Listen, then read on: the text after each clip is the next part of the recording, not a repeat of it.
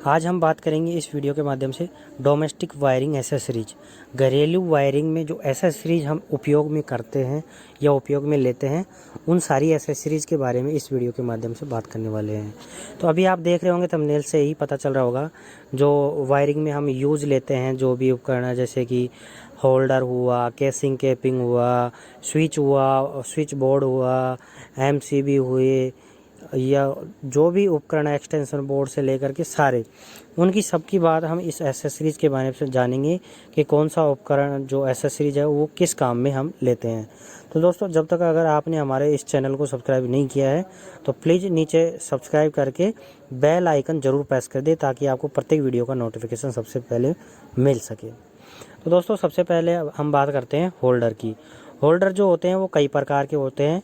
सबसे पहले आता है बैटन होल्डर। बैटन होल्डर सामने जैसे अभी आप देख रहे होंगे, यह एक बैटन होल्डर है। इसका जो एंगल होता है, कोण होता है, वो 90 डिग्री का कोण होता है। 90 डिग्री पर ये एसेसरीज जो होती है वो 90 डिग्री की होती है। नेक्स्ट आता है दोस्तों एंगल होल्डर। एंगल होल्डर जो है वो थोड़ा तिरछा होता है। तिरछा मीन्स इसका जो एंगल का कोण होता है, जो कोण होता है इसका, वो होता है 45 डिग्रीज। जी हाँ दोस्तों, इसका जो कोण होता है वो 45 डिग्री पे ये झुका हुआ होता है। तो इसका उपयोग हम जैसे कि कहीं पे भी हमें लाइट लगा रहे हैं, जैसे कि कहीं बाहर जहाँ पे बारिश का सा ज़्यादा माहौल है, जहाँ बारिश ज़्यादा आती है, वहाँ पर हम इसका उपयोग ज़्यादा करते हैं, ताकि हमारा जो एसेसरीज है, जो भी उपकरण है, वो भीगे नहीं। नेक्स्ट आता है दोस्तों पेंडेंट होल्डर। पेंडेंट होल्डर जो वह होल्डर होता है जो हम कहीं पर भी अस्थायी वायरिंग में उपयोग में लेते हैं, जिसको हम बोलते हैं लटकन होल्डर। लटकन मीन्स कहीं पे भी लटका सकते हैं उसे। यह होल्डर हम अस्थायी वायरिंग के लिए उपयोग में करते हैं। जहाँ पे हमने वायरिंग नहीं कर रखी है, वहाँ हम इस प्रकार के होल्डर का यूज़ करते हैं। आगे आता है दोस्तों ट्यूबलाइट के होल्डर्स। अभी आप देख रहे होंगे इसमें एक गोल इमेज के माध्यम से जो ट्यूबलाइट का जो फ्रेम होता है, उसके दोनों सिरे पर, पहले और दूसरे सिरे पर, ये दोनों लगाए जाते हैं। ये कांच की ट्यूब को फिक्स करने के लिए या स्थायी करने के लिए उपयोग में लिए जाते हैं। इसके माध्यम से इसमें सप्लाई दी जाती है, दोनों होल्डर्स के माध्यम से ट्यूबलाइट के अंदर। नेक्स्ट आता है दोस्तों जंक्शन बॉक्स। इसको हम कहाँ उपयोग में लेते हैं, जैसे कि अभी आप देखते होंगे घर पे हम कोई भी वायरिंग करते हैं, तो नया मकान बन रहा होता है तो उसमें ऊपर छत में हम कब पाइप डालते हैं, कंड्यूट पाइप डालते हैं, ऐसे ही पंखे के लिए बॉक्स डालते हैं, जंक्शन बॉक्स। इसी प्रकार से ये जंक्शन बॉक्स जो है वो जंक्शन मीन्स ये आप जानते होंगे, जंक्शन का नाम सुनते ही कि एक से अधिक जगह पर जाना, एक से अधिक जगह पर जाना। तो कंड्यूट पाइप का जो है एक से अधिक जगह पर हम इससे बेच सकते हैं या सप्लाई दे सकते हैं। नेक्स्ट आता है दोस्तों स्क्वायर बॉक्स। इसका उपयोग कहाँ करते हैं, इसका उपयोग इसके ऊपर होल्डर लगा के ओपन वायरिंग में इसका उपयोग करते हैं। आगे आता है दोस्तों कंड्यूट पाइप। कंड्यूट पाइप ये कई साइज़ में होते हैं दोस्तों, जैसे कि 1 इंच हुआ, या इसको इंच में आप mm में होते हैं दोस्तों, ये 25 mm, 19 mm, या फिर इसका 12, 12.5 mm, इस प्रकार के ये जो पाइप हैं वो साइज अलग अलग साइज में मार्केट में मिलते हैं। आधे इंच से लेकर के 1 इंच तक, या इससे मोटे भी मिलते हैं। अब हमें कोई भी पाइप है उसको घुमाव देना है। घुमाव देने के लिए हम इस प्रकार की इस एसेसरीज का उपयोग करते हैं, जिसको बोलते हैं दोस्तों पीवीसी बैंड।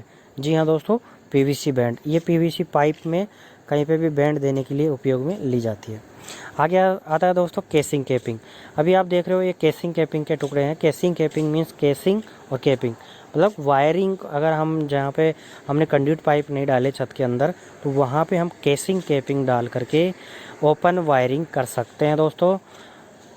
और उस वायरिंग को ढकने के लिए इस प्रकार की केसिंग कैपिंग का इस्तेमाल किया जाता है।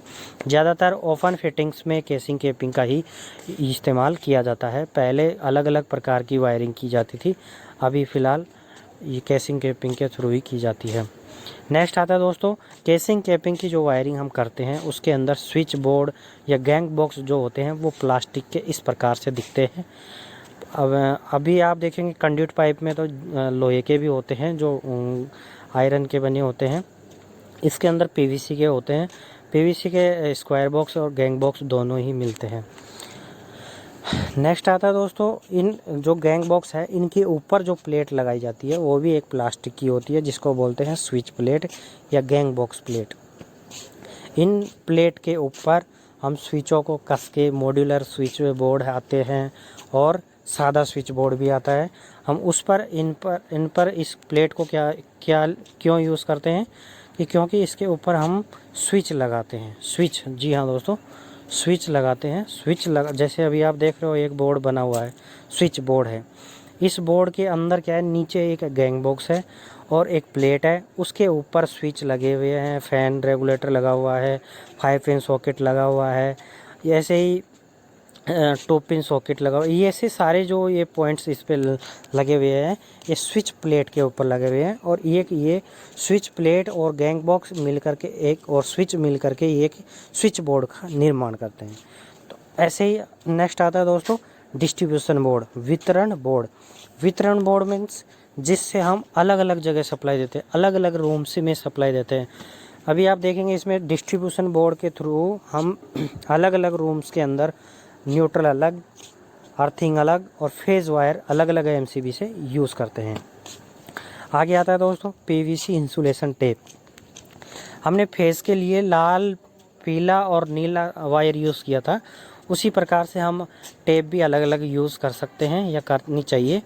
और न्यूट्रल के लिए ब्लैक और अर्थिंग के लिए ग्रीन प्रकार की टेप्स अलग अलग मार्केट में उपलब्ध रहती है दोस्तों। तो इसी टेप्स का हमें इस्तेमाल करना चाहिए ताकि हमें वायर का पता रहे। नेक्स्ट आता है दोस्तों टम्बलर स्विच। टम्बलर स्विच क्या होता है, यह स्विच भी 1 वे 2 वे स्विच के अंदर मार्केट में अवेलेबल है, लेकिन ये जो स्विच हैं अभी फ़िलहाल इनका उपयोग नहीं किया जाता है क्योंकि ये काफ़ी जगह घेरते हैं और हमारे जो स्विच बोर्ड है वो बिल्कुल, जो हमारे अभी नए स्विच आते हैं वो कम जगह में फिट हो जाते हैं। इनको फिट होने के लिए काफ़ी जगह चाहिए होती है, इसलिए इनका ज़्यादा